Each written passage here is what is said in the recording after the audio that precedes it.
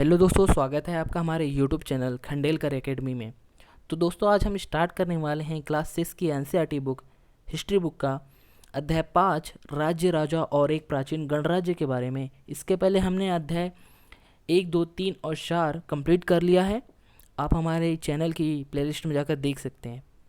तो दोस्तों, स्टार्ट करते हैं अध्याय 5 राज्य राजा और एक प्राचीन गणराज्य के बारे में। गणराज्य का अर्थ होता है, गण का मतलब होता है, हम इसे विच्छेद करते हैं।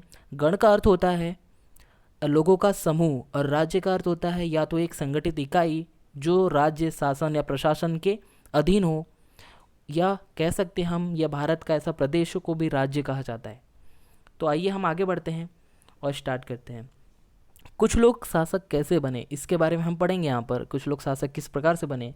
लगभग हम सब जानते हैं कि 1952 में पहली बार हमारा आम चुनाव संपन्न हुआ था भारत में, संविधान निर्माण के बाद।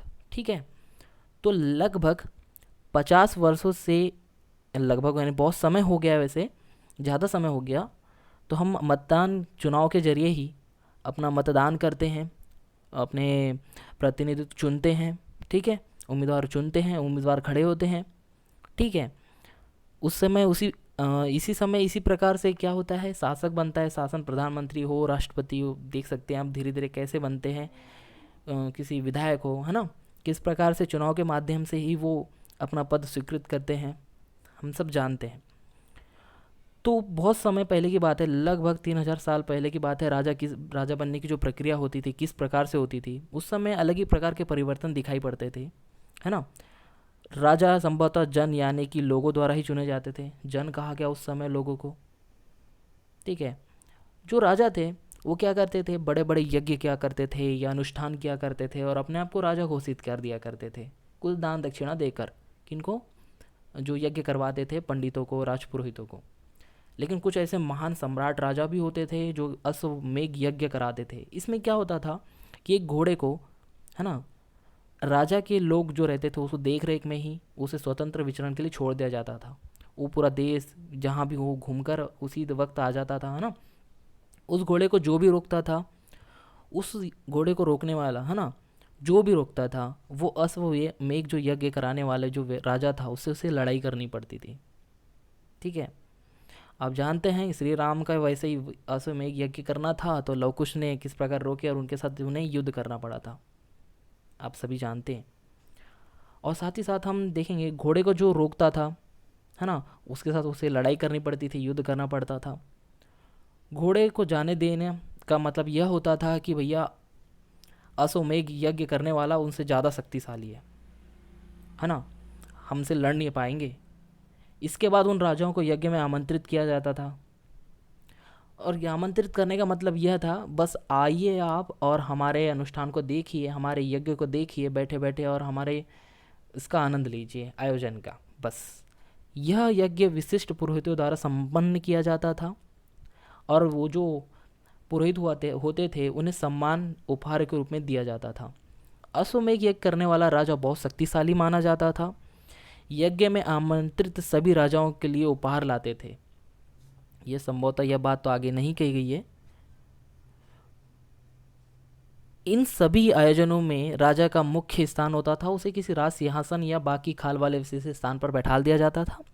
युद्ध क्षेत्र में देख सकते हैं राजा का सारथी होता था, वो उसका सहचर होता था। ये क्या करता था, राजा के बारे में गुणगान किया करता था, उनके विजयों के बारे में बताया करता था। राजा के सगे सगे संबंधी जो होते थे, खासकर उनके रानी पुत्र, ये भी छोटे छोटे अनुष्ठान किया करते थे। राजा आमंत्रित जो राजा थे उनको बस बैठ कर यज्ञ की पूरी प्रक्रिया देखने का भर काम था। देखिए, थोड़ी देर पहले ही उनने बोला कि सिर्फ उन्हें पुरोहितों को, जो राजा आते थे, उनको कुछ उपहार दिया जाता था, लेकिन यहाँ पे बोला गया है कि उन्हें उपहार नहीं, बस उन्हें सिर्फ बैठ कर यज्ञ की पूरी प्रक्रिया देखना था। तो हम देखेंगे राजा के ऊपर पुरोहित जल के छिड़काव भी किया करते थे और उन्हें पवित्र किया करते थे और अनुष्ठान को कंप्लीट किया करते थे। विष वैश्य, है ना, ये कुछ छोटे मोटे उपहार लाया करते थे, लेकिन शूद्र, है ना, शूद्र जिन्हें पुरोहित क्या शूद्र मानते थे, उन लोगों को अनुष्ठानों में आमंत्रित नहीं किया जाता था, शामिल नहीं किया जाता था। तो आइए हम वर्ण के बारे में पढ़ते हैं। तो आइए दोस्तों, हम वर्ण के बारे में पढ़ते हैं। वर्ण के बारे में यहाँ पे क्या बताया गया है कि जो समाज था, है ना, वर्ण किस प्रकार से विभाजित थे, है ना, वर्ग जिसे कहा जाता है ना। तो उत्तर भारत, खासकर की जो गंगा यमुना का क्षेत्र है, वहाँ पर आप जानते हैं कई ग्रंथ रचे गए। पहला ग्रंथ अपना ऋग्वेद सबसे पुराना ग्रंथ है, और इसी के बाद जो ग्रंथ रचे गए उन्हें उत्तर वैदिक ग्रंथों के नाम से जाना गया। सामवेद, यजुर्वेद, अथर्ववेद या अन्य जो ग्रंथ थे, है ना, उन्हें शामिल किया गया। पुरोहितों द्वारा जो रचित ग्रंथ था, विभिन्न प्रकार के अनुष्ठान या उसे संपादक विधियाँ, है ना, सब चीज़ इस वेदों में मिल जाएगी। सामाजिक नियमों के बारे में भी इसमें ही बताया गया है। उस समय समाज के कई समूह थे, जैसे कि योद्धा, पुरोहित, कृषक, पशुपालक, व्यापार, शिल्पकार, श्रमिक या मछली पकड़ने वाले, जंगल में रहने वाले लोग, सभी लोग शामिल थे। चाहे वो पुरोहित हो, योद्धा वैभवशाली भी हो सकता है, कृषक व्यापारी धनवान भी हो सकता है। दूसरी ओर पशुपालक, शिल्पकार, मछली पकड़ने वाले या श्रमिक हो, ठीक है, शिकारी या भोजन संग्राहक, निर्धन व्यक्ति, कोई भी हो, सभी प्रकार के लोग, सभी वर्ग के लोग वहाँ रहा करते थे। पुरोहितों ने लोगों को, है ना, चार वर्गों में बांट रखा था, चार, जिन्हें चार वर्ण कहते हैं हम, ठीक है। पहला वर्ण ब्राह्मण था। इनका काम क्या करते थे? वेदों का अध्ययन करते थे, लोगों को वेदों का अनुष्ठान किया करते थे, है ना। जिनके विपरीत उनको क्या मिलता था? बदले में उपहार मिलता था, है ना। दूसरा स्थान शासकों का था, जिन्हें क्षत्रिय कहा जाता था। इनका काम युद्ध करना और लोगों की रक्षा करना था। तीसरे स्थान पर विश्व या वैश्य कहा जाता था। ये कृषक, पशुपालक या व्यापारी आते थे। क्षत्रिय और वैश्य दोनों को ही यज्ञ करने का अधिकार प्राप्त था। वर्णों में सबसे अंतिम स्थान है शूद्रों का। इनका काम अन्य तीनों वर्णों की सेवा करना था। इन्हें कोई अनुष्ठान करने का अधिकार बिल्कुल भी प्राप्त नहीं था। प्रायः औरतों को भी शूद्रों के समान माना गया था। आप याद रखेंगे इस लाइन को, औरतों को भी शूद्रों के समान माना गया था, ठीक है। महिलाओं तथा शूद्रों को वेदों का अध्ययन का अधिकार नहीं मिला था। आगे की हम शिक्षा, शैक्षणिक विधियों के बारे में आगे जानेंगे। उसमें देखेंगे कि इस प्रकार से धीरे धीरे धीरे करते करते औरतों को भी शैक्षणिक अधिकार मिलना प्रारंभ हो गया। चलिए स्टार्ट करते हैं, हम आगे बढ़ते हैं। इस चैप्टर में आगे बढ़ते हैं और देखते हैं पुरोहितों के अनुसार सभी जो वर्ण थे, है ना, निर्धारण जन्म के आधार पर ही होता था। चाहे वो ब्राह्मण कुल का हो, है ना, उसके जो ब्राह्मण हो, माता पिता की संतान हो तो ब्राह्मण ही भैया। और कुछ लोगों का अछूत भी माना गया। अछूत वर्णों में कुछ जैसे शिल्पकार, उनको माना गया। शिकारी, भोजन संग्राहक, ऐसे भी शामिल थे। कुछ लोग ऐसे भी आते थे जो शवों को दफनाने या जलाने का भी काम करते थे, है ना। जो लोग शवों को दफनाते थे, जलाने का काम करते थे, हाँ, ऐसे लोगों को भी अछूत माना गया। लोगों के संपर्क में ही आने से अपवित्र माना जाता था। आगे हम देखेंगे कि कुछ लोगों ने ब्राह्मण की जो इस प्रकार की जो व्यवस्था है ना, जो बनाई गई व्यवस्था थी, कुछ लोगों ने स्वीकार किया, लेकिन कुछ लोगों ने इसे स्वीकार नहीं किया। कुछ राजाओं स्वयं को ही पुरोहितों से श्रेष्ठ मानते थे।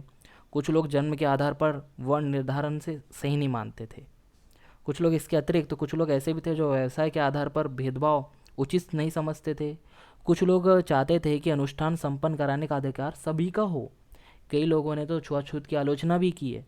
इस उपमहाद्वीप के पूर्वोत्तर क्षेत्र जैसे कई इलाके जहाँ पे सामाजिक आर्थिक असमानता बहुत कम थी, ठीक है, यहाँ पुरोहितों का प्रभाव भी बहुत सीमित था। मतलब कि वहाँ तक पुरोहितों का प्रभाव नहीं पहुँच पा रहा था। ऐसे कुछ क्षेत्र थे जहाँ पर इस प्रकार की वर्ण व्यवस्था को लागू नहीं किया गया। वहाँ पे सभी लोग मिलजुल कर रहते थे, या आर्थिक हो या सामाजिक स्थिति जो भी हो, वहाँ पे असमानता बहुत ही कम थी। चलिए आइए आगे हम पढ़ते हैं जनपदों के बारे में। हमारे जनपद चैप्टर बहुत इंपॉर्टेंट है, ठीक है। आगे जब हम जनपद, महाजनपदों के बारे में डिटेल से पढ़ेंगे तो हमें बहुत हेल्प होगी। इसलिए आप बहुत अच्छे से ध्यान दें कि जनपद क्या है, जनपद कैसे बने, और जनपदों को किसने बनाया, किस प्रकार से बना। तो हम जनपदों के बारे में कुछ जानकारी देख लेते हैं कि जनपद किस प्रकार से बने, किस प्रकार से तैयार हुए। जनपद का अर्थ जो होता है वो जन के बसने की जगह, अर्थात लोगों के बसने की जगह को कहा जाता है। ये लोग कौन थे? जो शुरुआती लोग आए थे, ये लोग थे आर्य। हम जानते हैं कि इसके पहले वाले चैप्टर में हमने पढ़े हैं कि आर्य कहाँ से होकर आए थे। आर्य उत्तर पूर्वी ईरान, कैस्पियन सागर, मध्य एशिया, है ना, इन क्षेत्रों से आए थे। छोटे छोटे रूप में, छोटे छोटे समूह के रूप में आकर भारत के पश्चिमोत्तर क्षेत्र में आकर बस गए और अपने आप को आर्य कहलाने लगे। यह जो कथन है इतिहास के अनुसार है, इतिहास का जो मत है उसके अनुसार है, ठीक है। तो क्या हुआ, अब जो राजा थे है ना, महायज्ञ को करने वाले राजा, अब जन के राजा न होकर जनपदों के राजा होने लगे। जनपद का जो अर्थ होता है, क्या होता है? जन के बसने की जगह। और ऐसे ही बड़े बड़े जो जनपद थे, है ना, वो आपस में मिलकर, है ना, क्या बन गए, महाजनपद बन गए। पुरातत्वविदों ने इन जनपदों की कई बस्तियां की खुदाई की, जैसे कि दिल्ली का पुराना किला हो, या उत्तर प्रदेश का मेरठ का हस्तिनापुर हो, या एटा के पास क्या है, अंतरंजी खेड़ा हो, है ना। ऐसे प्रमुख खुदाई की। खुदाई से क्या पता चलता है कि झोपड़ियों में लोग रहा करते थे, है ना, मवेशियों और जानवरों को भी पाला करते थे। वो चावल, गेहूँ, धान, जौ, दालें या गन्ना, तिल, सरसों आदि तिलहनी दलहनी फसलों को उगाया करते थे, है ना। इन सब चीज़ों के बारे में आप देख सकते हैं। आप एक कटोरा देख सकते हैं, एक धूसर पात्र है, ठीक है। ये ज़्यादातर थालियाँ और कटोरियाँ यहीं पे मिली, हमें प्राप्त हुई है। इससे यह पता चलता है कि यहाँ पे जनपद हुआ करता था, यहाँ पे लोगों के बसने की जगह थी। लोग मिट्टी के बर्तन भी बनाते थे, है ना, कुछ धूसर तो कुछ लाल रंग के, देख सकते हैं धूसर प्रकार का एक पात्र है। कुछ विशेष प्रकार के बर्तन भी मिले जिन्हें चित्रित धूसर पात्र कहते हैं, देख सकते हैं यहाँ पे चित्र भी बना हुआ है ना। और ये धूसर पात्र है, जैसा कि इनके नाम से स्पष्ट है कि बर्तनों के पर चित्रकारी की गई है, और आमतौर पर यह सरल रेखा या ज्यामितीय आकृतियों के रूप में है, देख सकते हैं सरल रेखा या ज्यामितीय, है ना। आइए आगे बढ़ते हैं। आगे हम देखेंगे महाजनपदों के बारे में कि महाजनपद होते क्या है ना। कुछ जनपद जैसे महत्वपूर्ण जो जनपद होते थे उनको आपस में मिला दिया जाता था, और मिलाने के बाद लगभग देख सकते हैं लगभग 2500 साल पहले की बात है कि उन्हें महाजनपद कहा जाने लगा। कुछ जनपद अधिक जनपद हो गए, उनको मिला दिया गया, मर्ज कर दिया गया, मर्ज करने के बाद क्या गया, महाजनपद बना दिया गया। जो महाजनपद थे हम पढ़ेंगे 16 महाजनपदों के बारे में कि 16 महाजनपद कौन कौन से थे। हम ओरली बता देते हैं आपको, अगर आप नोट्स बना रहे तो इन्हें नोट कर लें।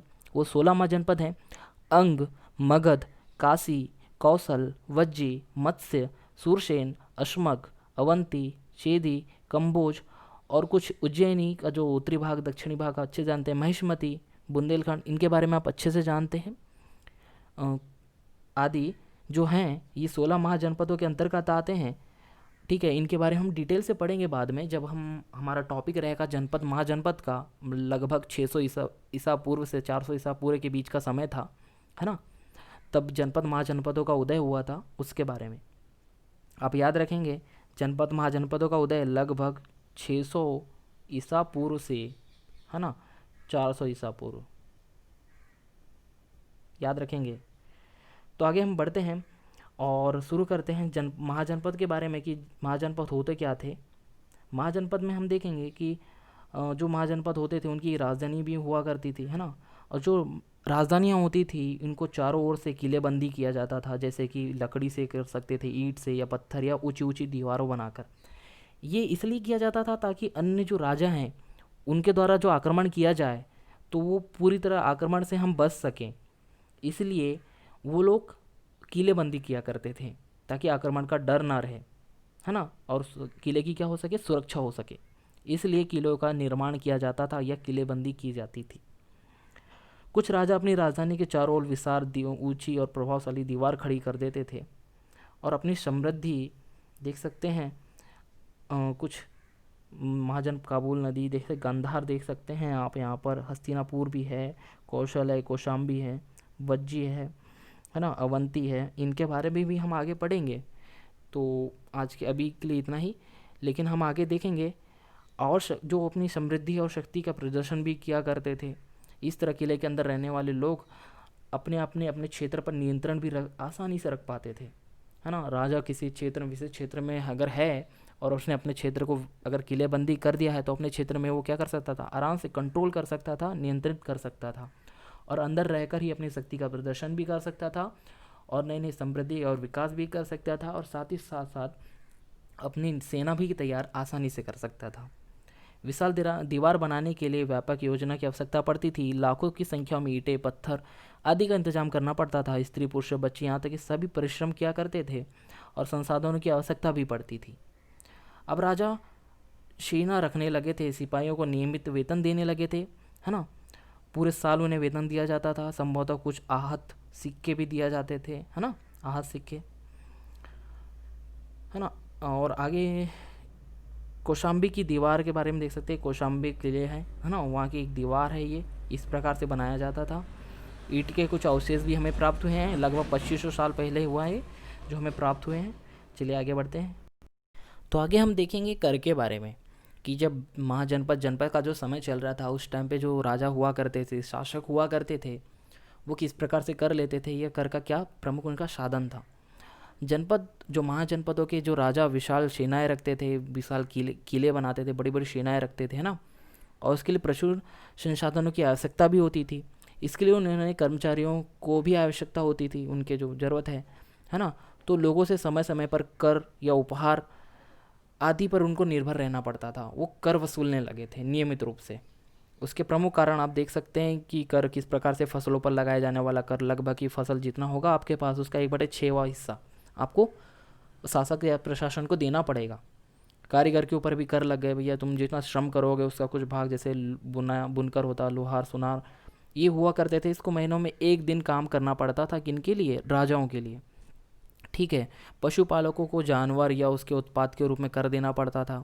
व्यापारियों को सामान खरीदने बेचने पर भी कर देना पड़ता था। आखेटक संग्राहकों को भी जंगल से प्राप्त वस्तुओं को देनी होती थी।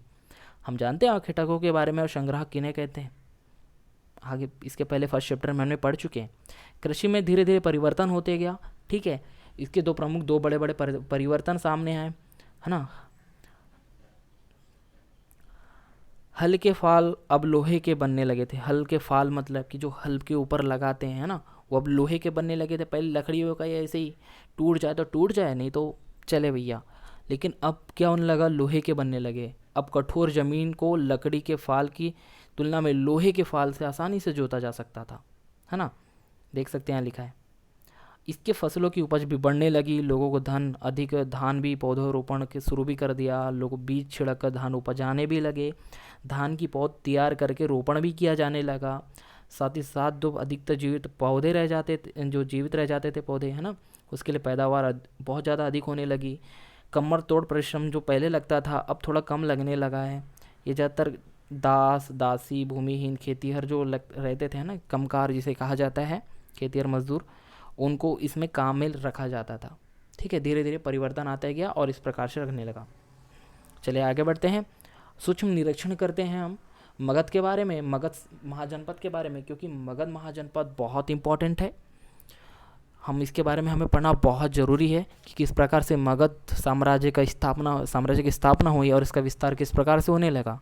लगभग जो माना जाता है ना, 544 ईसा पूर्व से 430, आप देख सकते हैं 430 ईसा पूर्व तक का जो समय था, मगध साम्राज्य की स्थापना हुई और साथ साथ विस्तार भी इसी समय में हुआ।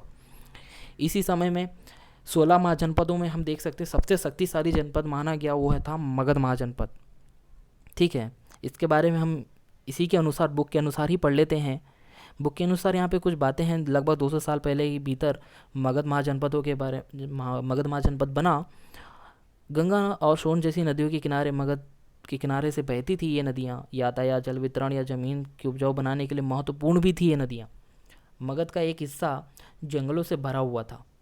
इन जंगलों में रहने वाले हाथी को पकड़कर उन्हें प्रशिक्षित कर सेना में काम में लगाया जाता था। यही नहीं, जंगलों से, है ना, घर, गाड़ियाँ, रथ आदि भी मिली है। इससे यह पता चलता है कि लोहे के अयस्क भी खरीदे जाते थे, मजबूत हथियार, औजार भी बनाए जाते थे। मगध में 2 शक्तिशाली बिंबिसार और अजातशत्रु दोनों थे। बिंबिसार, है ना, पहला, ये हर्यक वंश का पहला ऐसा राजा था जो बिंबिसार, इसी के नेतृत्व में क्या हुआ कि मगध साम्राज्य की नींव डली, मगध साम्राज्य को विस्तार मिला, है ना। उसके बाद अंक को जीत कर इसने मिला लिया, वैवाहिक संबंध बनाया अन्य राजाओं के साथ। ठीक है। धीरे धीरे यह बढ़ते गया। फिर क्या हुआ? बिंबिसार आया, बिंबिसार जिन्हें, है ना, अजातशत्रु। फिर अजातशत्रु ने क्या किया, है ना, बिंबिसार का वध कर दिया अजातशत्रु ने और मगध के सिंहासन पर बैठ गया। अजातशत्रु ने शासन के विस्तार, एकदम आक्रामक नीति बनाते हुए आगे बढ़ते गया, है ना। इसी समय क्या हुआ? पत्थर फेंकने वाला एक बड़ा यंत्र, महाशिला कंटक, आप याद रखेंगे कि मगध साम्राज्य या मगध महाजनपद जब चल रहा था उस टाइम पे पत्थर फेंकने वाला एक बहुत बड़ा यंत्र था, है ना, उसका नाम था महाशिला कंटक। ठीक है। और एक और था जो क्या करता था, गदा जैसा हथियार था। बाहुबली मूवी में आपने देखे होंगे, गदा जैसा हथियार था जो गोल गोल घूमता था और सभी लोगों को बहुत आसानी से मारा भी जा सकता था इसके जरिए। इसको कहा जाता था रथ मुशल। ठीक है, आप याद रखेंगे। अगध जो अजात शत्रु था, उसके बाद उदयन मगध की गद्दी पर बैठा। इसके बारे में हम बहुत डिटेल से पढ़ेंगे, जनपद और महाजनपदों के बारे में, ठीक है। तो हम 2300 लगभग 23 साल पहले की बात है, मैसिडोनिया का राजा सिकंदर, है ना, विश्व विजय करना चाहता था। और वो क्या हुआ, इसी समय क्या हुआ, मिस्र और पश्चिमी एशिया के कुछ राज्यों को जीता और भारतीय उपमहाद्वीप में व्यास नदी के पास आ पहुंचा। उसने मगध की ओर कूच करना चाहा, लेकिन सिपाहियों ने इनकार कर दिया, क्योंकि वो डर गए कि अगर भैया हम आगे बढ़ें तो हमें यह शासक आसानी से मार सकता है, हमारा वध कर सकता है, या हम हार सकते हैं। भारत के शासकों के पास पैदल, रथ, हाथियों की बहुत बड़ी संख्या थी। कुछ कुछ देखो, हाथियों को रखा इसलिए जाता था क्योंकि यह बहुत, इनके जो चलने का तरीका, या कहा जाए अलग ही दहाड़ सूंड से मार दिया करते थे, या किसी भी प्रकार से। लेकिन कुछ कुछ राजा ऐसे भी चालाक हुआ करते थे, जो जैसे कि कुछ ऐसे राजा भी हुआ करते थे जो क्या करते थे, युद्ध के समय सूअर होते हैं उनको इस्तेमाल में किया करते हैं। सूअर की चिल्लाने की वजह से क्या होता था, घोड़े, हाथी ये डर जाते थे, इनमें भय बन जाता था, और ये डर के मारे क्या करते थे, वापस लौट जाते थे, या वहीं पे अफरा तफरी मच जाती थी, जिसके कारण से सामने वाली सेना हार जाती थी। यानी कि युद्ध भी लड़ा जाता था तो बौद्धिक शक्ति के द्वारा, बौद्धिक जिनमें विकास था, बौद्धिक विकास जिनका बहुत पहले से हो चुका था, या कहें जिनमें कुछ तरह का ज्ञान था, है ना, युद्ध को जीतने वाला, वही इस प्रकार के युद्धों को जीता करते थे, बहुत रेयर कंडीशन में। चलिए आगे बढ़ते हैं, और वज्जी महाजनपदों के बारे में कुछ बातें हैं, है ना। जैसे कि बाजू में देख सकते हैं राइट साइड में, गण और संघ के बारे में कुछ बातें हैं। गण किन्हें कहा जाता है, लोगों के समूह को, और संघ अर्थात संगठन या सभा या संघ को कहा जाता है। जैसा कि हमने ऊपर पढ़े, मगध शक्तिशाली राज्य बन गया था, उसी के नगद वज्जी राज्य भी था, जिसकी राजधानी थी वैशाली। यहाँ पर एक किस्म का शासन व्यवस्था हुआ करती थी, इसे गण या गढ़ संघ कहते थे। गढ़ संघ के बारे में जान लेते हैं। गढ़ संघ में क्या होता था, जो गढ़ संघ हुआ करता था उसमें जो राजा हुआ करते, इसमें वंशानुगत राजा नहीं हुआ करते थे। महाजनपद एक ऐसा समय था जिस समय क्या होता था, हमने पढ़े थोड़ी देर पहले महाजनपदों के बारे में। इसमें क्या होता था, राजा वंशानुगत बनते थे। जैसे कोई राजा है तो उसका बेटा ही राजा बनेगा, राजा का बेटा ही राजा बनेगा। लेकिन अब नहीं भैया, वज्जी की बात आ गई। वज्जी के समय क्या होता था कि राजा का बेटा राजा नहीं बनेगा, है ना, राजा वही बनेगा जो उसके लायक होगा, ठीक है। तो इस शासन व्यवस्था में गढ़ संघ, है ना, गढ़ संघ के बारे में देखेंगे। गढ़ संघ उन्हें कहा जाता था जिसमें वंशानुगत राजा नहीं हुआ करते थे, है ना। और और आगे देखेंगे हम, गढ़ संघ कई शासक भी हुआ करते थे, कभी कभी लोग एक ही शासन करते थे, प्रत्येक व्यक्ति राजा कहलाता था। ये सभी राजा विभिन्न अनुष्ठानों एक साथ संपन्न किया करते थे, सभाओं में बैठकर बातचीत किया करते थे, बहस किया करते थे, वाद विवाद हुआ करता था, और बातचीत करते थे, और क्या करना है क्या नहीं करना है इसके बारे में वो डिसाइड करते थे या निर्णय लेते थे। शत्रु के आक्रमण से निपटने के लिए वह किस प्रकार की चर्चाएं किया करते थे उसके बारे में भी है। स्त्री, दास, कामकार यानी कामकार के बारे में, कैसे लोग जो खेती हर रहते थे इन सभाओं में हिस्सा नहीं ले सकते थे, ठीक है। बुद्ध महावीर दोनों ही गढ़ संघ या गण से यानी संघ से संबंधित थे। बौद्ध साहित्य में संघ के जीवन का बहुत ही सजीव वर्णन मिलता है। अजातशत्रु के बारे में कुछ बातें हैं, जो यहाँ पे अजातशत्रु और वज्जी संघ के बारे में कुछ बातें हैं, है ना। वज्जी संघ का यह वर्णन दीर्घ निकाय से लिया गया है। दीर्घ निकाय एक प्रसिद्ध बौद्ध ग्रंथ है, देखो बहुत इंपॉर्टेंट है, आप इन्हें याद रखेंगे, क्वेश्चन आ चुका है एसएससी में, आप याद रखेंगे कि जो दीर्घ निकाय है ना, दीर्घ निकाय क्या है, एक बौद्ध ग्रंथ है जिसमें बौद्ध के कई व्याख्यान किए गए हैं। यह करीब 2300 साल पहले लिखा गया था। अजातशत्रु, है ना, अजातशत्रु के बारे में, वज्जी संघ के बारे में यहाँ पे बातें हैं।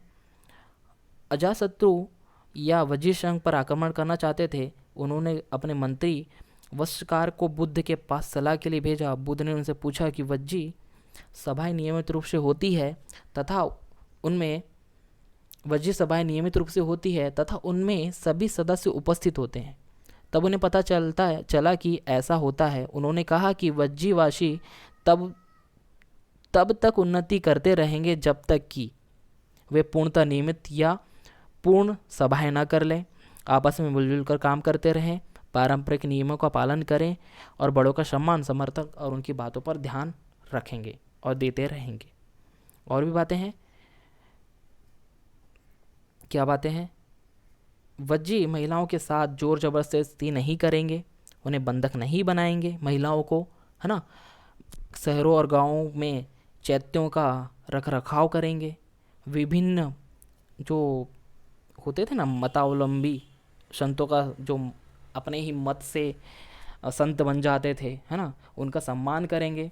भले वो किसी प्रकार का अंधविश्वास फैलाएं, कुछ भी करें, आप उनका सम्मान करेंगे।